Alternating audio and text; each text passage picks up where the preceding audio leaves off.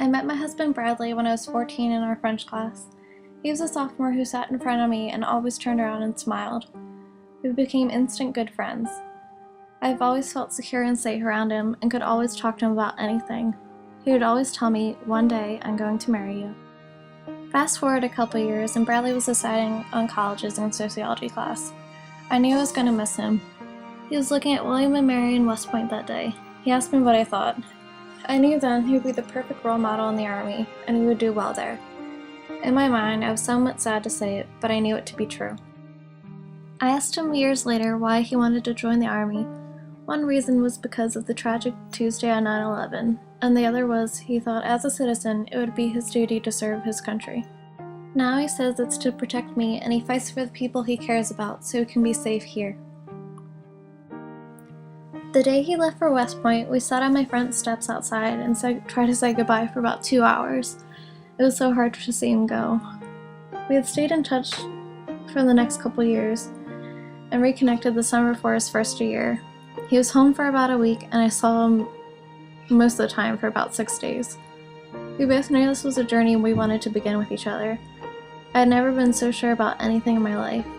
In that summer, I saw him at West Point, and he gave me a book, In a Time of War by Bill Murphy Jr. It was about the West Point class of 2002.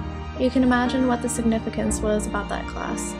He told me he wanted me to know what I was getting into. I cried as I read it, but I was still certain. I wanted to spend the rest of my life with him. He was my best friend, and I wanted to support him in anything he wanted to do in his life that made him happy. The next 2 years were mostly long distance. The distance was so hard, going weeks at a time without seeing each other. In April, one night at dinner, he told me he was going to deploy. I was immediately happy for him. He had been training for the past 4 years for this, and he had been waiting to be deployed, and I knew it would make him happy. I was also in denial because it hadn't sunk in. Being in the Army, there's always the thought of deployment. You know it's going to happen, and you try to prepare yourself. I had known that for the past 6 years that he was going to deploy. The next few months were spent spending time with our friends, who had become our family in Savannah, and with each other. Oh, and our dog Luna. I went through and continue to go through the stages of grief: denial, bargaining, anger, depression, and acceptance. I cried almost every day leading up to the day he left, and after too.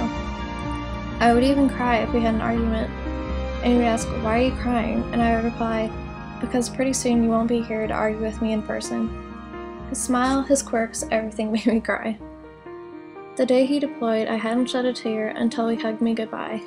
I immediately broke down. I had to drive about 4 hours right after to Myrtle Beach to meet my family.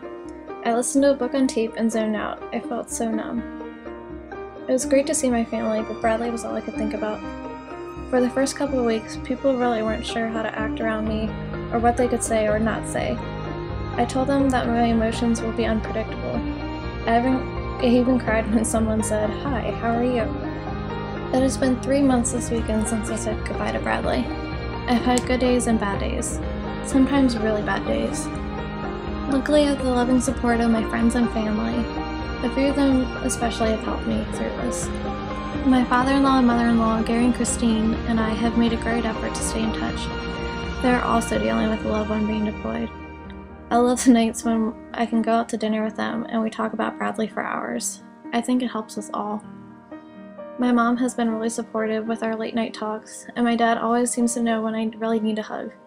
I love these people so much for being there for me. I also know God is there for me. He would never give me something I cannot handle. He keeps me strong. I continue to find things to make me feel better. Bradley and I have been blessed to live in such a technological world. I am able to speak to him in some form of communication about once a day, which always lifts up my spirits and keeps me going. Even on my darkest days, I know I can make it, and he keeps me strong. We keep each other strong. I know it'll get better. I will always love and support him. He is my hero and my best friend, and I love him very much. When it gets hard, I remember the Army wife's prayer. Dear Lord, give me the greatness of heart to see the difference between duty and his love for me.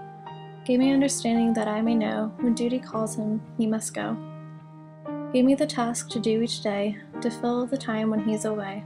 And Lord, when he's in a foreign land, keep him safe in your loving hand. And Lord, when duty is in the field, please protect him and be his shield. And Lord, when deployment is so long, please stay with me and keep me strong. Amen.